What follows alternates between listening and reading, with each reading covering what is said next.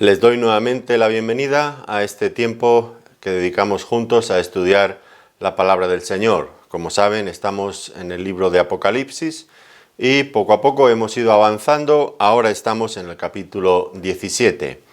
Y si ustedes me quieren acompañar, podemos comenzar este tiempo de estudio bíblico haciendo una lectura en este capítulo. En esta ocasión no lo vamos a leer entero, solamente vamos a leer los 6 primeros versículos, que será en lo que luego vamos a meditar. Vamos a leerlo entonces. Dice así, capítulo 17 de Apocalipsis, versículo 1.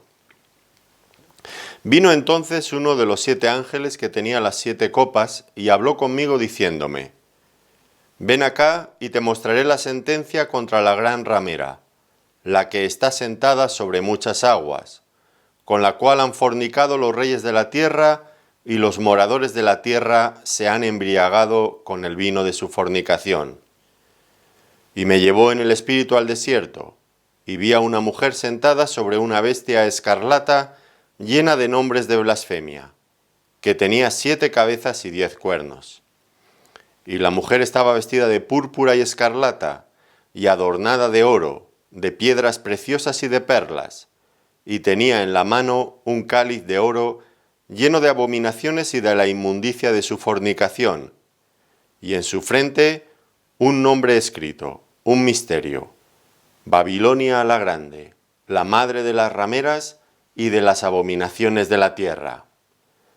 Vi a la mujer ebria de la sangre de los santos y de la sangre de los mártires de Jesús, y cuando la vi, quedé asombrado con gran asombro. Bueno, como digo, vamos a dejar aquí por el momento nuestra lectura, porque hoy no vamos a poder abarcar todo el capítulo. Nos dedicaremos a estos primeros versículos que nos presentan a este nuevo personaje en el libro de Apocalipsis, una gran ramera. Luego el resto del capítulo tiene que ver bastante con la interpretación de algunos detalles y algunas conclusiones. Bueno, como venimos haciendo habitualmente, es importante ver el texto bíblico en su contexto y darnos cuenta también de que hay una progresión en el desarrollo de la acción, del pensamiento, de las cosas que van ocurriendo en el libro de Apocalipsis. No podemos llegar aquí simplemente abrir la Biblia y pararnos en este pasaje sin haber visto lo que hay alrededor. Y en conexión con todo esto, con el contexto, pues si recuerdan, en nuestro estudio anterior, en el capítulo 16, vimos a los 7 ángeles que derramaban las 7 copas de la ira de Dios, un juicio ya definitivo. Al acabar esos juicios, se nos mencionó rápidamente la caída de Babilonia.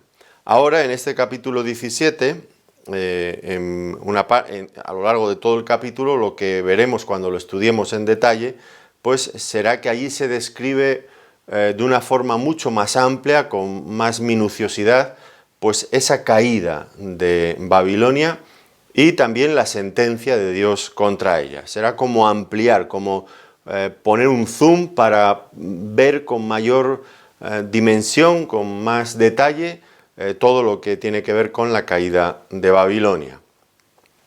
Por otro lado, los capítulos 17 y 18, según los vayamos estudiando, ustedes se darán cuenta, pues debemos de considerarlos unidos, aunque pueden tratar diversos temas, pero es importante que los veamos unidos. ¿Por qué razón? Porque, bueno, pues en principio se nos habla de ciertos aspectos del juicio de Dios sobre Babilonia y se nos presenta pues desde distintas perspectivas.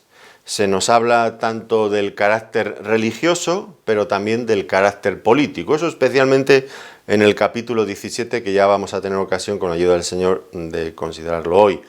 El carácter político y el carácter religioso de esta gran Babilonia.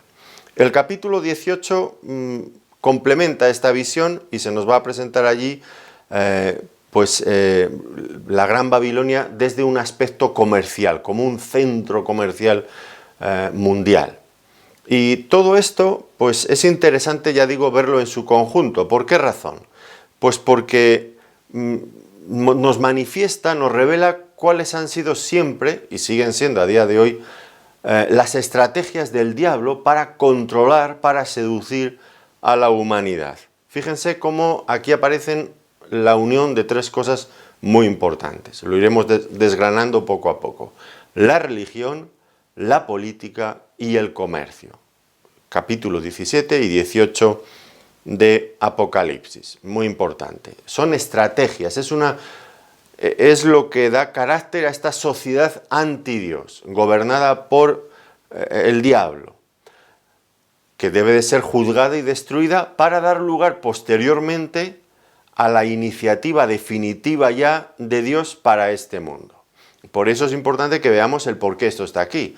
Es un paso obligado, el juicio y destrucción de estas entidades mundanas, todo lo que el diablo ha conseguido hacer en este mundo, que es un caos, pues todo eso debe de ser juzgado para dar lugar finalmente al proyecto de Dios.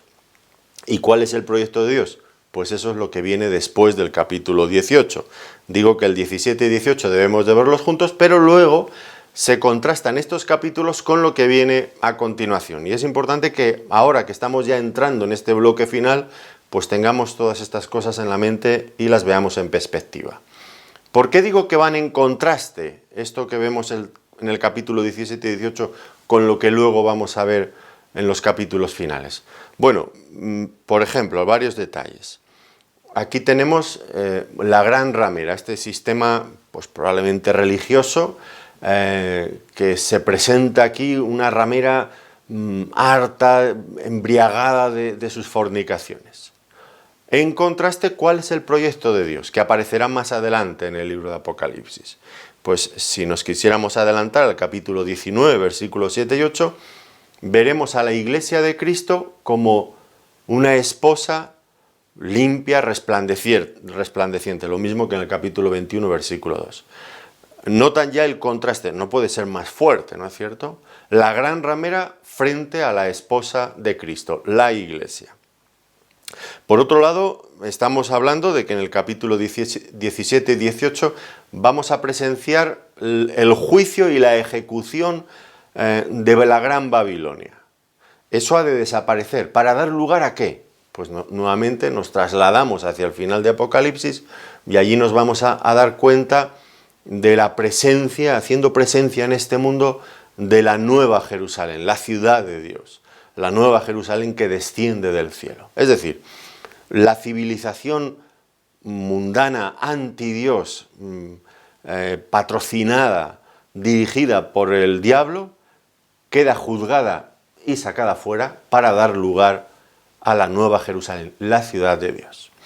Es importante que nos demos cuenta de estos asuntos y el por qué están estos pasajes aquí, porque si no, pues la mayoría de las personas, desgraciadamente, muchas veces vienen estos pasajes por la curiosidad, les mueve el gusanillo ese de saber quién es la gran ramera, quién será la bestia, quién es la gran Babilonia, y no nos damos cuenta a veces que estos entes, estos personajes, o estos colectivos, o estas ciudades, o estos símbolos, pues nos están hablando de entidades, de cosas, de realidades superiores.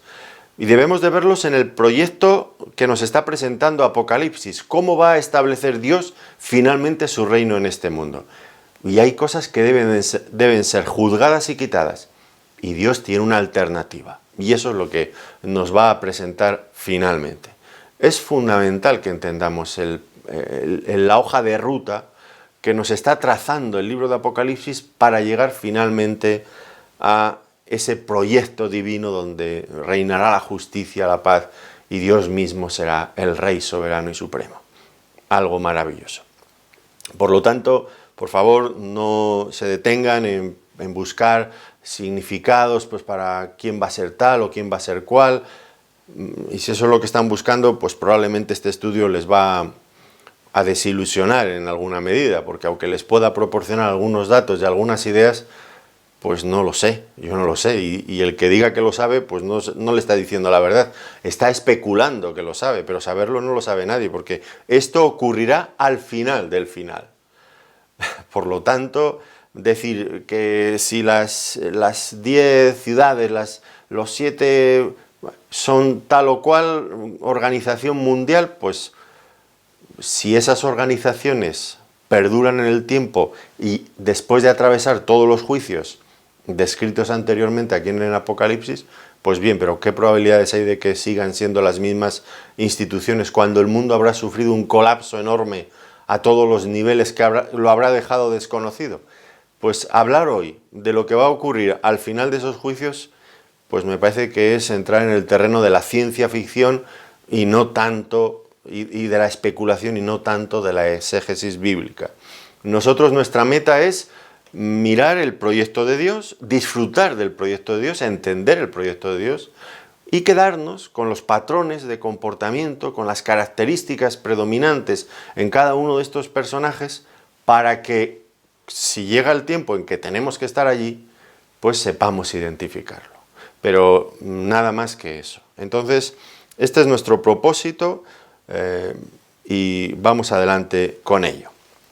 Bueno, notemos entonces, versículo primero, aquí la sentencia contra la gran ramera. Volvemos a leer los versículos 1 y 2 que dicen de este modo: Vino entonces uno de los 7 ángeles que tenía las 7 copas y habló conmigo diciéndome: Ven acá y te mostraré la sentencia contra la gran ramera, la que está sentada sobre muchas aguas, con la cual han fornicado los reyes de la tierra, y los moradores de la tierra se han embriagado con el vino de su fornicación. Bueno, ya hemos estado viendo que hay relación entre este capítulo y lo anterior, y lo que viene también a continuación. Especialmente lo que viene a continuación, ya les he dicho, ¿no? Este paralelismo, este contraste entre la gran ramera de la iglesia, entre la gran Babilonia y la nueva Jerusalén. En ambos casos, curiosamente, y esto confirmaría esta relación, pues en ambos casos es uno de los 7 ángeles que tenían las 7 copas, como acabamos de ver aquí al principio en el versículo 1, es la misma frase con la que luego más adelante se van a introducir estas otras cosas. En el capítulo 21 y versículo 9 lo pueden comprobar.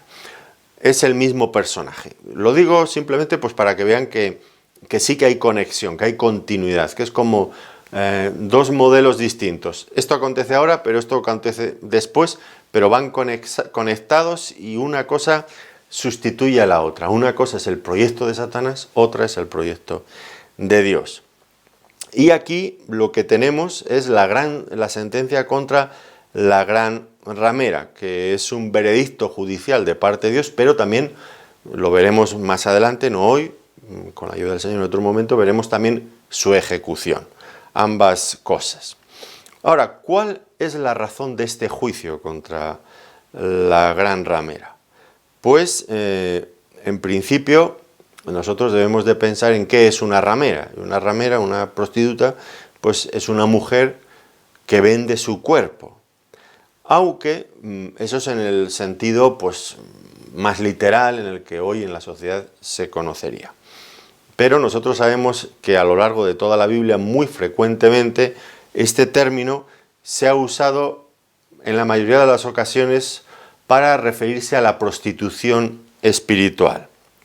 Y realmente es de eso de lo que aquí se le acusa a esta gran ramera. ¿En qué consiste la fornicación espiritual? Bueno, básicamente en dejar a Dios, que es, diríamos, visto desde esta ilustración, desde esta perspectiva, es el esposo auténtico, y ir detrás de otros amantes, en ese caso de dioses paganos, de dioses falsos. Dejar al verdadero esposo para irse con otros dioses falsos. Si eso sería, es verdad, una mujer adúltera, pero también en muchas ocasiones también en el Antiguo Testamento se refería a una ramera. Esta es la cuestión. Y ahora, ¿con quién ha fornicado esta gran ramera? Pues lo que vamos a ver inmediatamente es la enorme área de influencia, de su nefasta influencia, hasta dónde ha llegado a ejercerla. Y es realmente muy amplia. Dice que estaba sentada sobre muchas aguas. Y dice también, han fornicado con ella los reyes de la tierra y los moradores de la tierra se han embriagado con el vino de su furor, perdón, de su fornicación. Por supuesto no pretende Juan darnos detalles que debamos de interpretar literalmente, porque aquí dice que estaba sentada sobre muchas aguas y un poco más adelante, en el versículo 3, va a decir que estaba sentada sobre la bestia escarlata. No debemos interpretarlo literalmente porque él está expresándose por medio de símbolos que debemos de entender como tales. Ahora, por lo tanto, cuando dice está sentada sobre muchas aguas, ¿a qué se refiere esto de muchas aguas? Bueno, pues una vez más, el libro de Apocalipsis nos resuelve el enigma, porque él mismo nos da la interpretación. Un poco más adelante nos dice en el versículo 15, las aguas que has visto, donde la ramera se sienta, son pueblos, muchedumbres, naciones y lenguas. Así que ya tenemos descifrado el asunto.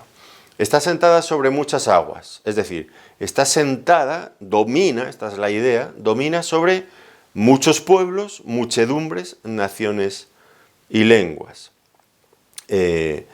Ya algo similar, unas expresiones muy parecidas, había usado el profeta Jeremías en la antigüedad hablando acerca de la antigua Babilonia. Recuerden que Jeremías fue un profeta que habló mucho de Babilonia y de su destrucción. El capítulo 51 de Jeremías, no sé si solamente el 51 o también el 50, no me acuerdo ahora bien, pero hay allí varios capítulos que describen perfectísimamente, con todo lujo de detalles, es el 51, sí, de Jeremías y también el 50 de Jeremías. Describe con mucho detalle tanto la esencia de su pecado y por qué de la sentencia de Dios contra Babilonia, la antigua Babilonia, y también el juicio de Dios sobre ella. 2 capítulos muy largos que deberíamos de estar bien familiarizados con ellos ahí en Jeremías 50 y 51 al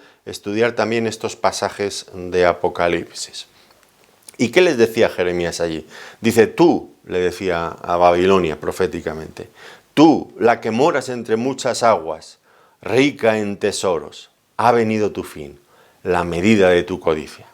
Noten también la misma expresión, tú, la que moras entre muchas aguas. Y no es porque Babilonia estuviera allí mismo al lado del mar, sino porque pues estaba dominando sobre muchos pueblos, había llegado a ser la capital de un vasto, de un enorme imperio. A eso es lo que se refiere. Ahora, como ya hemos venido considerando en más de una ocasión a lo largo de este libro, vemos que el diablo es un imitador de Dios, quiere imitar a Dios, le gustaría ser como Dios, pero no puede, es un vulgar imitador, porque a Dios nadie le puede imitar. Dios tiene una gloria que es propia, que es única, que nadie puede imitar, pero el diablo vez tras vez va imitándolo todo. ¿Se acuerdan que hablamos de cómo intentaba emular, por ejemplo, la Trinidad, el Padre, el Hijo y el Espíritu Santo, con el dragón, la bestia y el falso profeta? Pues aquí, ¿qué es lo que vemos? Pues esta gran Babilonia, esta gran ramera que está sentada luego encima de esta bestia, que ya hemos visto en ocasiones anteriores, pues dice que estaba sentada sobre muchas aguas, sobre lo mismo que el Señor cuando aparece en la descripción al principio en Apocalipsis, que delante de su trono había como un mar de cristal. Lo mismo, quiere parecerse, pero nunca puede llegar de ninguna de las maneras. Ahora, hablamos de la influencia de esta gran ramera y vemos, por lo tanto, que está sentada sobre muchos pueblos, naciones, lenguas, pero también nos dice que han fornicado con ella los reyes de la tierra. Y aquí, entonces, vemos también hasta dónde llega su poder, su influencia, ¿no es cierto?, sobre reyes de la tierra. Ejerce una autoridad extraordinaria. De alguna manera, esta gran ramera que ha fornicado espiritualmente hablando, que ha dejado a Dios y se ha ido detrás de dioses falsos, pues ha conseguido que las naciones y que los propios reyes de las naciones hemos hablado de pueblos, naciones, lenguas, también de reyes ahora, ha conseguido que todos ellos se sumen a su iniciativa idolátrica para dar la espalda al Dios verdadero y seguir detrás de su falsa religión. ¿Y por qué? ¿Cómo ha logrado tener este éxito tan grande? Bueno, pues es fácil de analizar, porque al fin y al cabo los hombres, el ser humano, es incurablemente religioso. El ser humano necesita religión. El ser humano, digo necesita religión, lo que necesita realmente es adorar al Dios vivo y verdadero. Pero cuando no quiere adorar al Dios auténtico, pues tiene que echar mano de sucedáneos. Y la religión es el sucedáneo. Y el hombre que no quiere buscar a Dios, pues es incurablemente religioso. Necesita esa alternativa. ¿Por qué razón?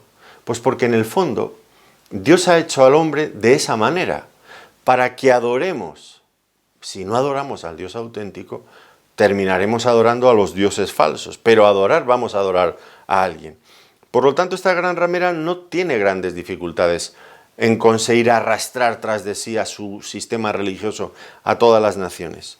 Porque una vez que han rechazado a Dios, pues es fácil. Y recuerden que en el capítulo 16 vimos que frente a los juicios de Dios, ¿qué hicieron los hombres? Dice, por 3 veces lo repitió, recuerdan, ¿verdad? Blasfemaron el nombre de Dios. Cuando han rechazado a Dios, la gran ramera lo tiene fácil, muy fácil, para conseguir la pleitesía, la adoración, que le sigan todos aquellos que han rechazado al Dios auténtico. ¿Y cómo lleva a cabo su misión, esta gran ramera? Pues el propio texto nos lo dice. Y los moradores de la tierra se han embriagado con el vino de su fornicación. Los moradores de la tierra se han embriagado con el vino de su fornicación. Pues consigue embriagar a los moradores de la tierra con su religión anti-Dios. Y al final, ¿cómo quedan los hombres? Pues quedan como borrachos, como ebrios. Van dando tumbos de aquí para allá sin darse cuenta, y esta es la característica seguramente aquí más notable, sin darse cuenta de la gravedad de su estado espiritual, de hacia dónde van. Han perdido el control, están bajo los efectos del alcohol, no son dueños de sí mismos. Su voluntad ha quedado sometida a alguien superior, en principio al alcohol, pero a quien le ha dado esa copa del vino de todas sus fornicaciones.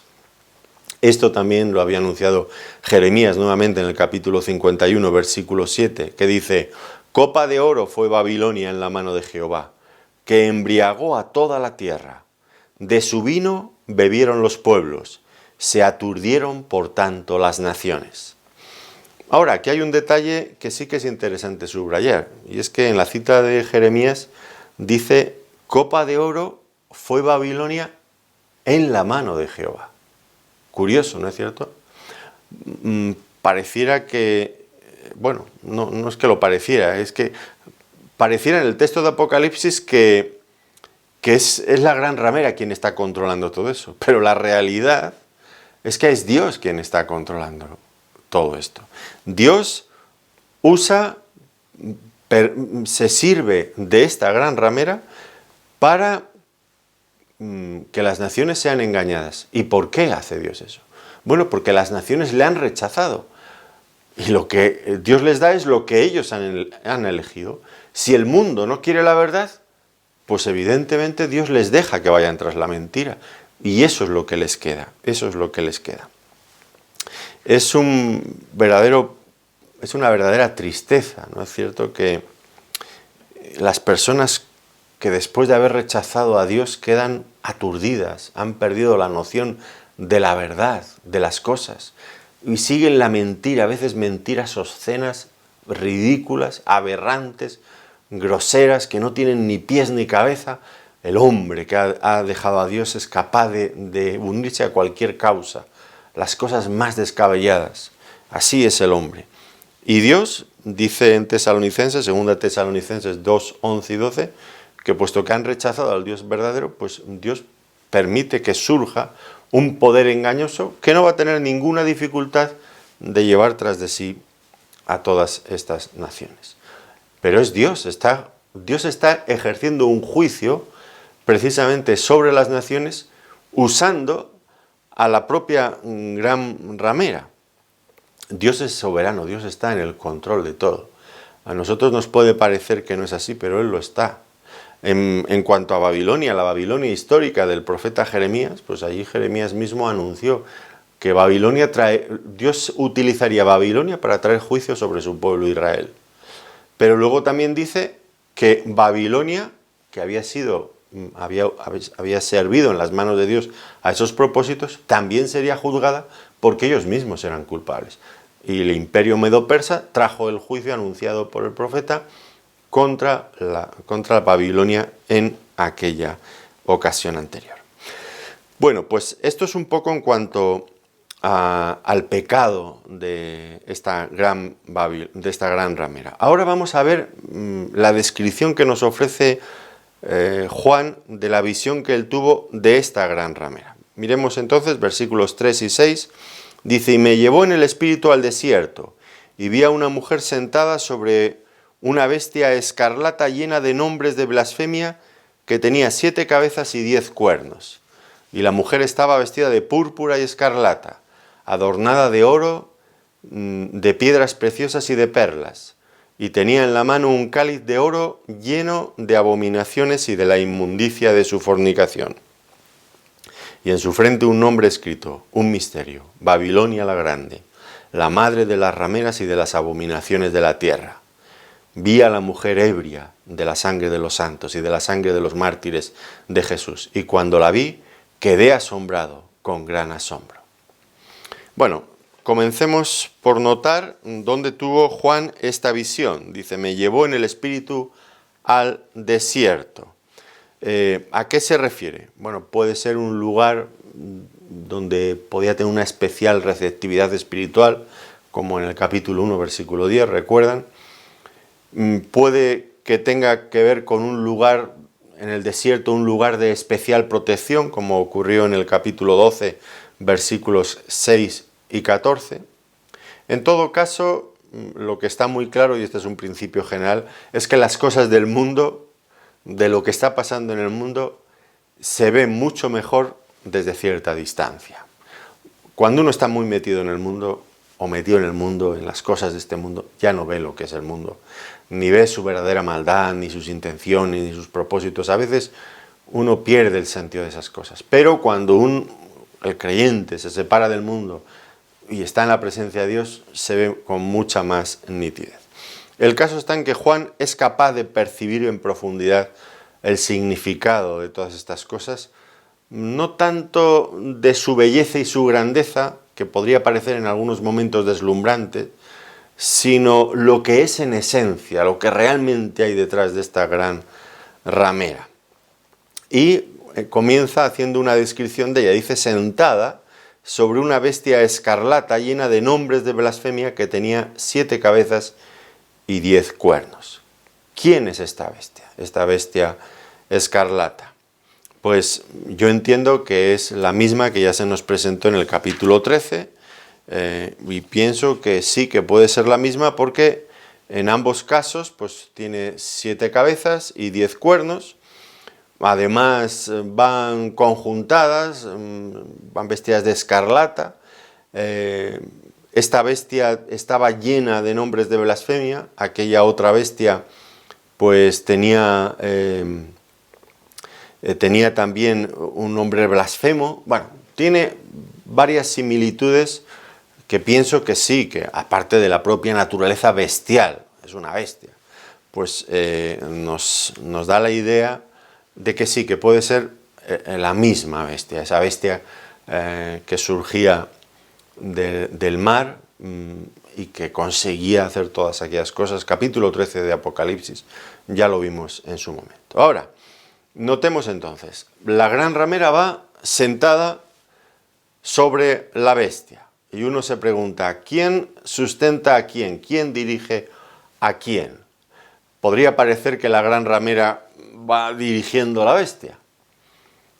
pero podría ser también que la bestia estuviera usando a la gran ramera, porque luego más adelante en este mismo capítulo veremos que la abandona y que, bueno, la deja, ¿no? Y a la gran ramera a su suerte. Diríamos que ambos se utilizan mutuamente, porque en el fondo ambos tienen el mismo interés, que es ir contra Dios. Ahora, cada uno de los dos representa diferentes cosas, porque la gran ramera estábamos viendo que está llena de las fornicaciones, en ese sentido espiritual. Un personaje religioso, un personaje que trae una religión contra Dios, que lucha contra Dios. Por otro lado, la bestia, pues ya vimos que en los capítulos previos que era un gran gobernante mundial, que impondría un régimen de terror con mano de hierro, sin que nadie se pudiera salir ni un milímetro del guión, impediría comprar, vender, hacer ningún tipo de transacción si no aceptaban previamente que les pusieran la marca en la mano o en la frente y adoraran a su imagen. Por lo tanto, un gobernante mundial. Podríamos decir tal vez que esta unión entre la gran ramera y la bestia está simbolizando de alguna forma la unión del poder religioso con el poder estatal. Pues yo entiendo que podría ser perfectamente una alusión a esto lo que nos está diciendo aquí.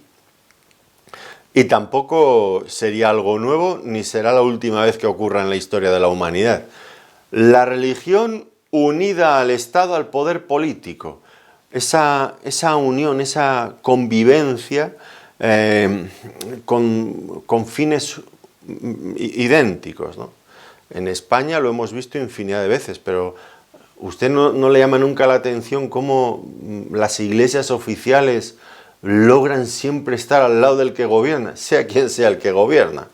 Bueno, a veces surgen dificultades porque los gobernantes son muy antirreligión, pero con grandes dictadores, qué curioso, ¿no? Con los grandes dictadores, cuando el poder es totalitario, las iglesias, no vamos a hablar de una sola iglesia, las iglesias siempre aparecen ahí a la sombra y no sabes bien al final quién utiliza a quién está dirigiendo a quién, porque es que ambos tienen finalidades parecidas y se unen por eso.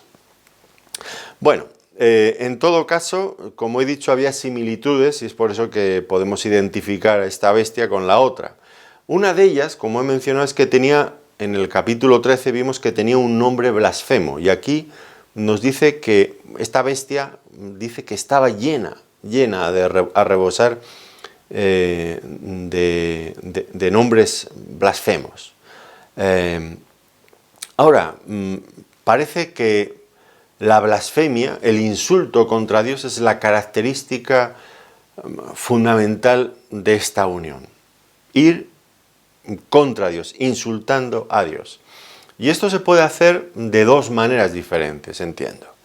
¿Cómo puede hacerse? Bueno, pues una de ellas pues es, como hemos dicho, el insulto descarado contra Dios, hablando mal de Dios, diciendo barbaridades de Dios, algo que está a la orden del día aquí en este país. Es algo vergonzoso, vergonzoso. El otro día, aprovechando que ahora en esto de la pandemia nos han empezado a dejar salir un poquito a determinadas horas, nos dejan salir a andar un poquito, pues estaba paseando con mi mujer por un parque, por supuesto guardando las distancias sociales y todo eso de lo que ahora nos hablan, con la mascarilla, con todas las cosas que hacen falta, y nos cruzamos con dos mujeres y una de ellas iba diciendo no sé qué cosa y lo único que entendí, una blasfemia enorme, qué desagradable. Uno sale a disfrutar del campo ahora que nos encerramos siendo invierno y nos han dejado salir ya una primavera ya avanzada, qué hermoso está el campo. Y una mujer, qué desagradable, hablando así. ¿Qué puedes decir malo de Dios en un sitio tan bello, tan... Y es que es algo ya habitual en la sociedad española, insultar a Dios, sin ninguna razón, como una frase hecha, es que es que es asombroso que la blasfemia sea como una frase hecha una coletilla que uno suelta en cualquier momento, esas frases que uno repite sin ningún fundamento. Pues increíble hablar así de esa forma de Dios. Bueno, esta puede ser una de las formas en las que se blasfema a Dios, evidentemente, y esta no hay lugar a duda. Pero hay otra segunda forma de blasfemar a Dios, y que sea quizás la que mejor caracteriza a estas dos, tanto a la gran ramera como a la bestia. Y es que la bestia se atribuye honores y el nombre de Dios,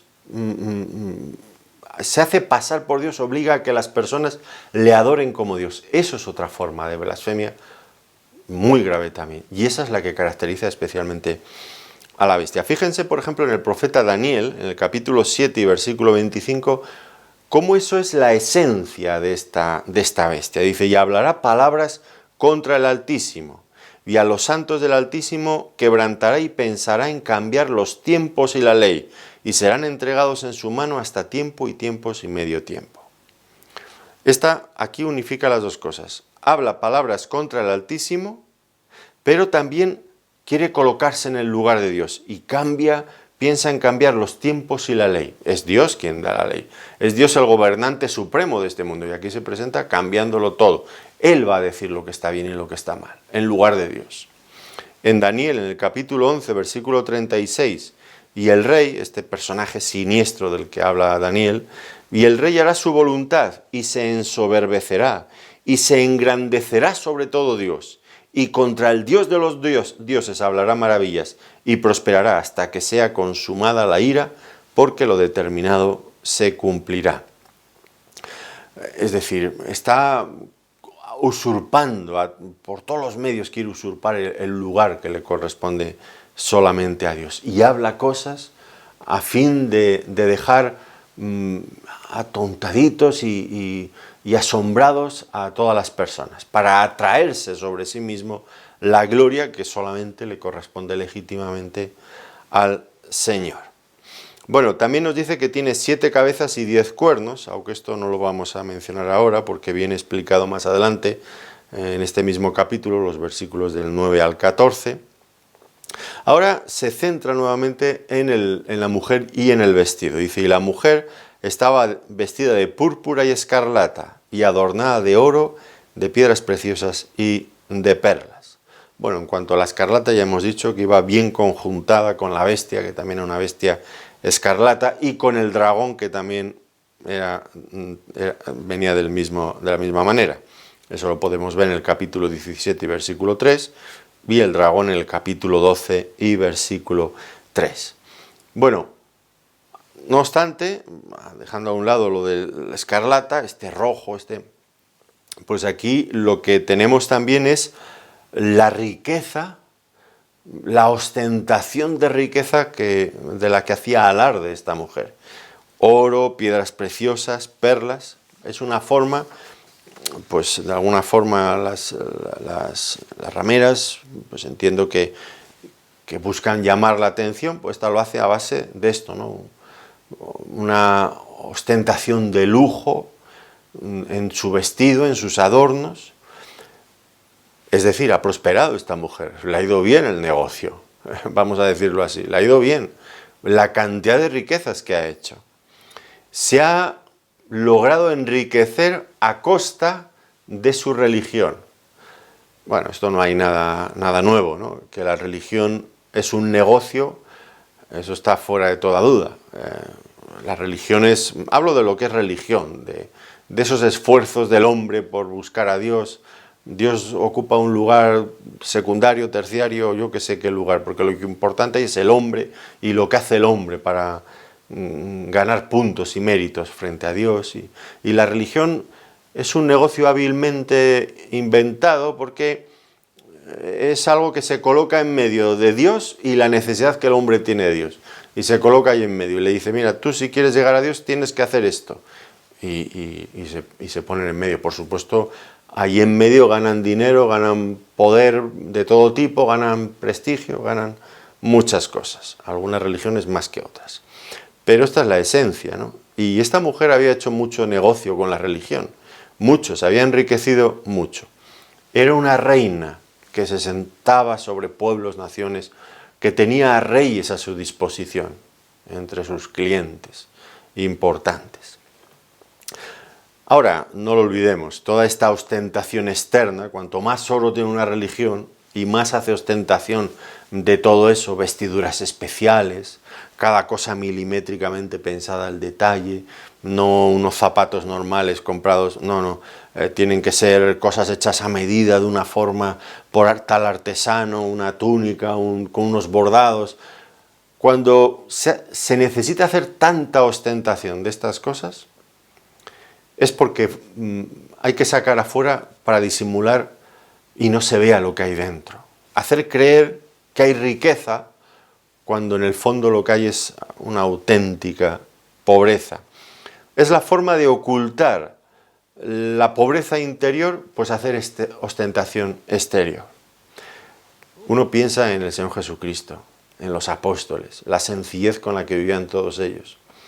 Y uno ha tenido ocasión de ver, pues, todo lo que ha traído la historia de los que se han dicho sucesores de él. Me acuerdo haber estado en Roma, en el Vaticano, viendo el museo aquel, y desde los anillos de oro de los papas, desde las carrozas de los papas, los coches, impresionante, impresionante, cada detalle allí es de oro, de un lujo excepcional, excepcional.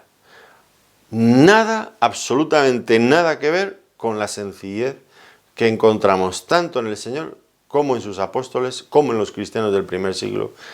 Es que no se parecen nada, no se parecen nada. A veces, ya digo, la ostentación y este lujo lo que quiere es derivar la atención para que uno no se fije, no llegue a darse cuenta del vacío interior que hay dentro muchas veces de todo eso. Dice también que tenía en la mano un cáliz de oro, lleno de abominaciones y de la inmundicia de su fornicación. Es muy sugerente esto, ¿no? Un cáliz de oro. Y uno ve el cáliz de oro y dice, esto debe ser, la bebida que hay dentro debe ser muy deliciosa.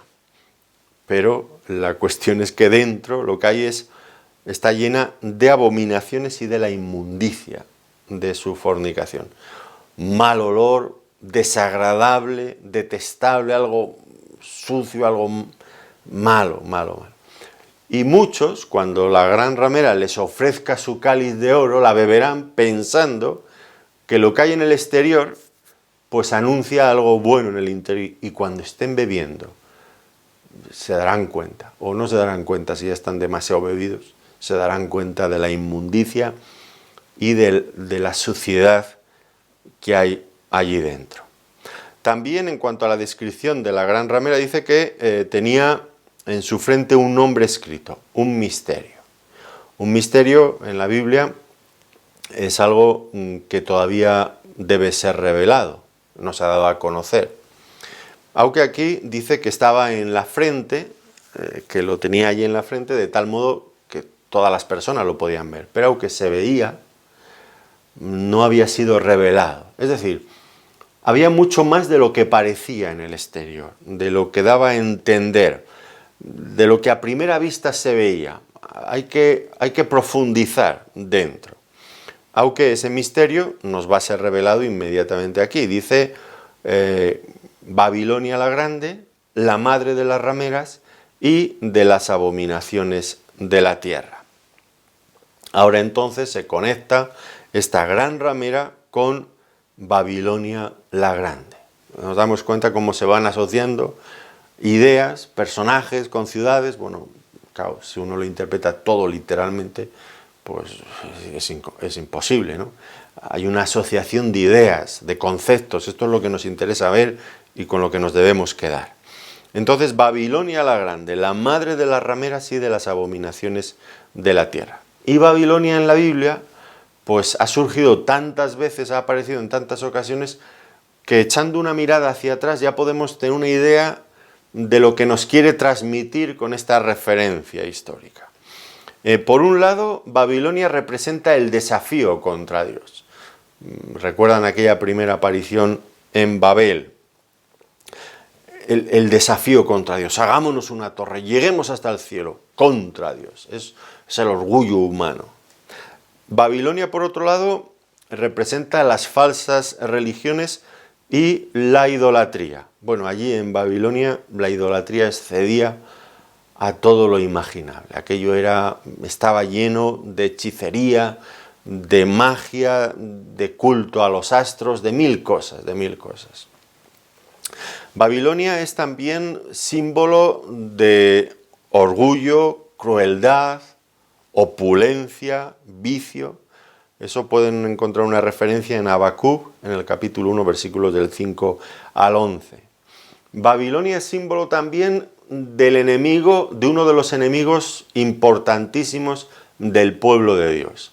Fue Babilonia quien ejecutó juicios contra Israel, fue Babilonia quien destruyó Jerusalén, fue Babilonia quien destruyó el templo, fue en Babilonia donde estuvieron cautivos en el exilio 70 años los israelitas.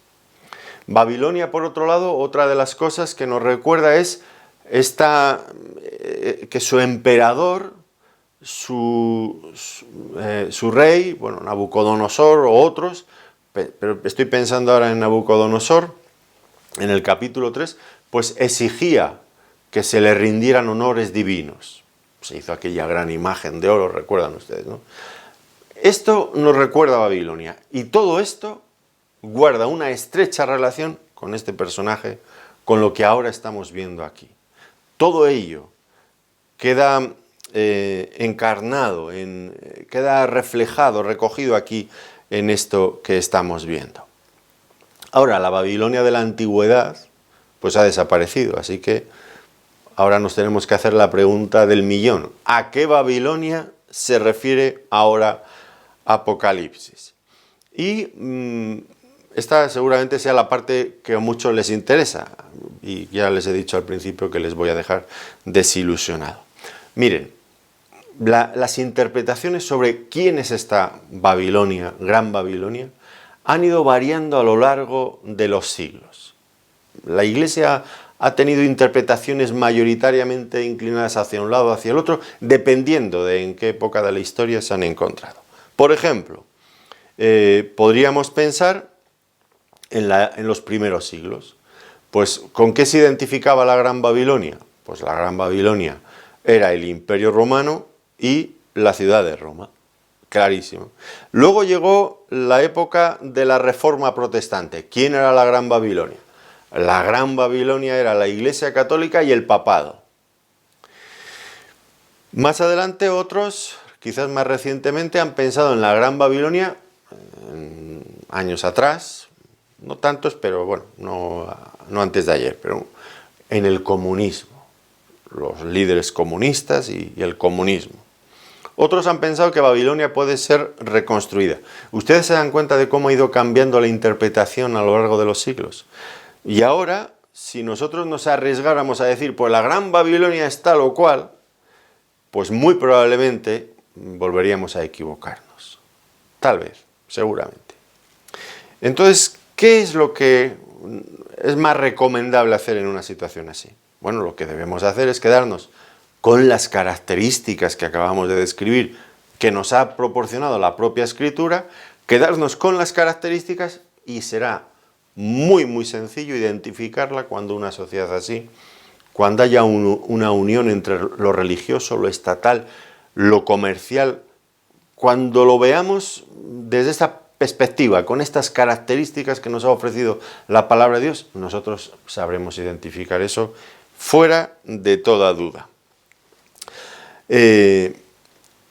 Por otro lado, pues, bueno, hay personas que han identificado en algunos momentos, y recientemente, pues la Gran Babilonia, pues por ejemplo, con la Iglesia Católica, pensando especialmente en la crueldad de esta Babilonia que mata, como veremos en un momento, a los creyentes. Bueno, hay un detalle aquí importante. Dice que esta es madre de todas las rameras. Es decir, es madre, es maestra. No es única, tiene hijas. Y yo me inclino a pensar que muchas cosas que hemos visto en el pasado o que estamos viendo en el presente no necesariamente tienen que ser la gran ramera, pero pueden ser hijas de esa gran ramera que guardan, que mantienen sus formas y que tienen los mismos propósitos y las mismas intenciones. Aunque en el futuro, evidentemente, pues vendrá la gran ramera, la madre de todas las rameras y de las abominaciones de la tierra. Pero no olvidemos, es maestra por el momento y tiene una tremenda capacidad de seducir a otros y apartar de la fidelidad debida a Dios a las personas. Es una maestra en el arte de la seducción. Increíble, increíble. No olviden lo que les estoy diciendo. Una maestra en el arte de la seducción, de apartar a las personas de su debida fidelidad a Dios. Y lo intenta por medio de la seducción, pero cuando no lo consigue, lo pasa al plan B, que es por la fuerza bruta. Dice que vio a la mujer ebria de la sangre de los santos y de la sangre de los mártires de Jesús. Ebria, pero no de beber bebidas alcohólicas, sino de beber la sangre de los santos. Esta era una expresión que se usaba en el mundo antiguo cuando se quería describir un cruento deseo de violencia. Igual que el que está ebrio bebe vino y nunca para de beber vino, siempre quiere más y más, pues así es la idea, ¿no? Esta mujer está ebria de la sangre, quiere más y más, nunca se sacia. Es un grado de crueldad enorme. Antes decía que algunos han asociado, por ejemplo, pues a la gran ramera, a la gran Babilonia, con la Iglesia Católica, pensando en todas las atrocidades que se hicieron en la Inquisición, que ahora no nos gusta todo eso y especialmente en el catolicismo hacen una dura labor de reescribir la historia para que sea un poquito más dulce y menos, en fin, que lo que realmente fue. Pero la historia es lo que fue. Y algunos dicen, bueno, este grado de persecución contra el cristianismo de la Iglesia Católica, siglos de Inquisición, prohibiendo Biblias y otro montón de cosas más. Sí, sí, pero por eso identificarla con la gran ramera es arriesgado. ¿Por qué? Porque no solo la Iglesia Católica ha perseguido y persigue a la Iglesia, sino que hoy día encontramos el mismo grado de dureza y de crueldad contra el cristianismo, por ejemplo, en países musulmanes, pero también en países hindúes, en países budistas, en países ateos, comunistas.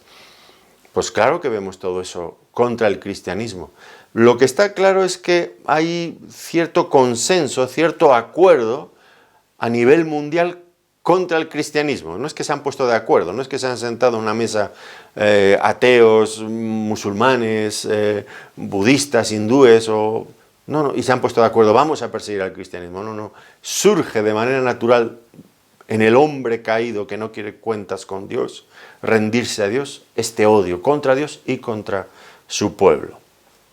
Y van contra ellos.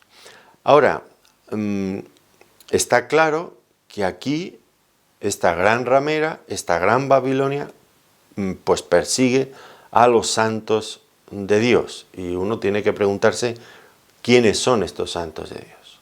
¿Quiénes son? Y yo no lo sé, yo no lo sé. Algunos me insisten muchísimo.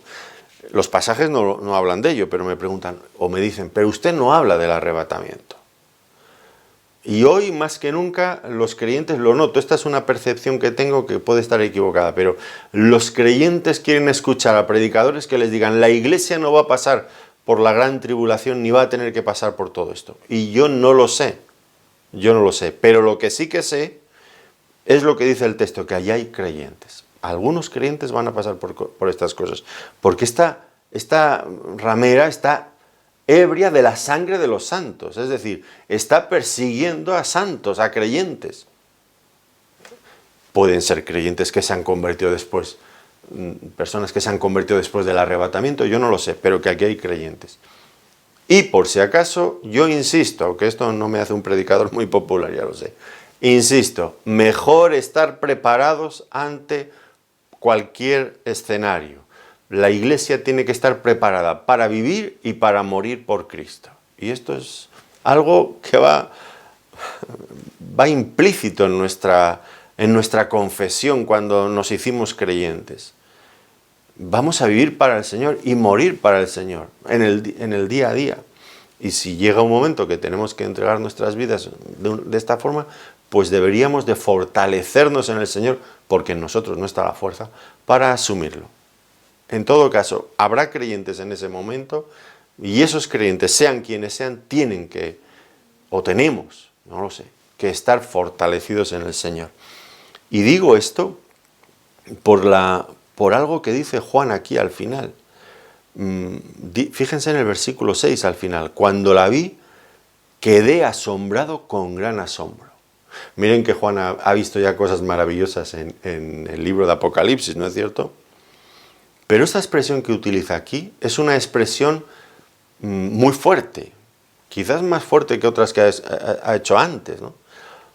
¿Qué le pasa a Juan ahora? Ha quedado asombrado con gran asombro ante la capacidad de esta mujer, la capacidad de seducir, la capacidad que tiene para ser cruel. Es algo que estremece,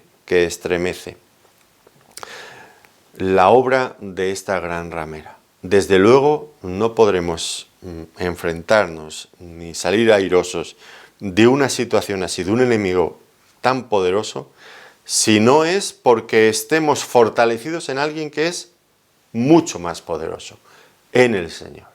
Porque nosotros, por nosotros mismos, somos muy frágiles y muy débiles. Pero en el Señor, en nuestro Señor Jesucristo, en nuestro Dios, tenemos la victoria asegurada.